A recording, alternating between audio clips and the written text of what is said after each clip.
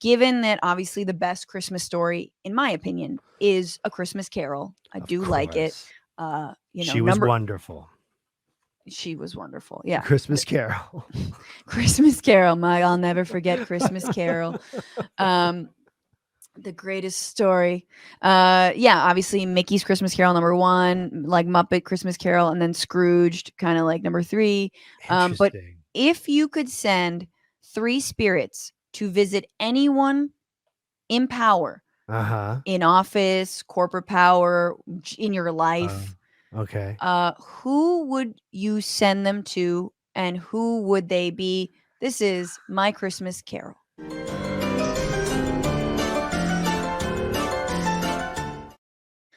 Okay.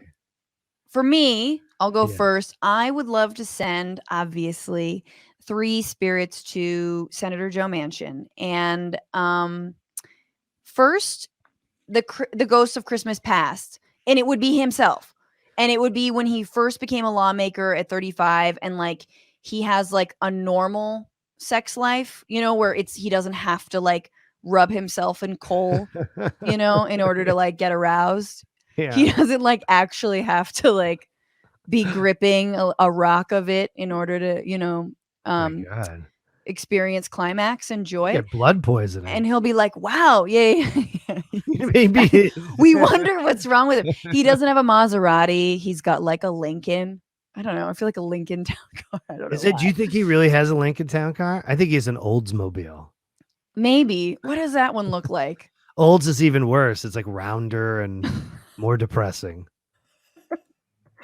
Does it feel more or less like a boat? Like one of the ones. It's more like a boat. It's even more like a boat. Like when when you brake, it's like it doesn't feel like the brakes are really working. That type of an American car. Oh, yeah. Oh, I'm looking at some. Yes, for sure.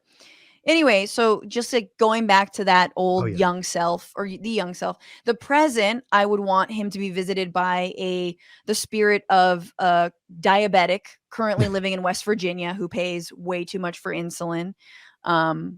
And it's just like, that's the Tiny Tim.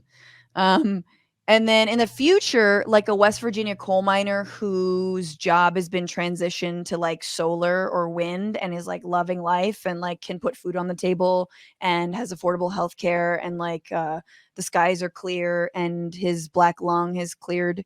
Or the future in hell, where he's like in hell and like all the other cretins like Pinochet and Rumsfeld are like, you can't take it with you. Money doesn't work here. Like that. And they're like, see, it turns to dust. And they're like counting their. Anyway, that's my. that's my good Christmas Carol. Well, I mean, I came up with mine at the beginning of this. Okay. So I picked an easy one. I picked Trump because I just sort of picked one that I could think of. And it's not that that's all I think about, actually. But I was like, oh, who can I come up with fast? So I would say Trump. I would obviously want him to be visited by the ghost of talk shows past. And I would want this ghost of talk shows past would just be a sentient TV with eyes that Trump could watch all his Donahue appearances and remember in like his Green Acres song and the Emmys. That Green Acres song. So he could remember when he was at least just a, somewhat mocked, but still sort of cameo beloved figure in media. Yes. And he could remember what that was like, and the good days when he was innocent and just privately sexually assaulting people. Yeah, everything was outside of the public view. No one wanted his tax returns. He could just freely walk in on 16-year-olds changing at Miss Universe pageants. Yeah, exactly. And it's just hit the Home Alone scene like over and over again. Yes, it's just him in the Home Alone scene, just in 2, just showing up, not edited out like it is in Canada. And then the ghost of Mar-a-Lago breakfast buffets present, where he could just realize like he's got it so good at Mar-a-Lago. He knows the restaurant, he knows the menus, he knows what salads are going on. He's involved in like, what's the state of the poached egg pile? Is it too soft? Is it too hard? and that he could really put his energy into what he does best, which is essentially being a male Real Housewife. He's really good at throwing parties and having people come over and causing drama. And then he would be visited by by the ghost of future stroked out Trump. And this would just be him, but with an awful stroke, with a permanent like piss stain in his pants, warning him that if he does run for president again, he will just become president. And from the insane stress that will result from doing that again and the onslaught, and probably the inadvertent, because he's a coward. So trust me, I know everyone thinks that he wants this big revolution and all this stuff. If things started to get really violent at a level that was frightening in the cities, after the point which he could dissuade it to Antifa and had to own that it was his supporters, it would freak him out too. And then he would have a stroke.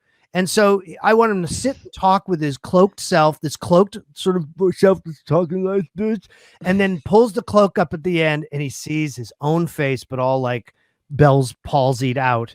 And then he goes back to bed, puts his nightshirt on and goes back to bed. The same thing could happen to you if you're not careful. I think that's amazing. That's so real. It is true. You know, he's admitted privately, or like he doesn't admit things privately. He admits them like off the cuff. It's just sort of like I never wanted to become president. Like he had that. Yeah. I forgot when that was or who he said it to, but he was like, basically like, this is a hard job.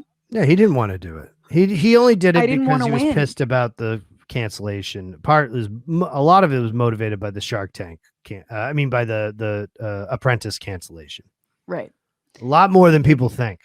What's going on, Frantifa? If you haven't already, subscribe to this channel right now. Hit that button. And also, you can become a patron and support the show every single week. Get access to bonus episodes and exclusive merchandise. Patreon.com/Bitchuation Room. Do it.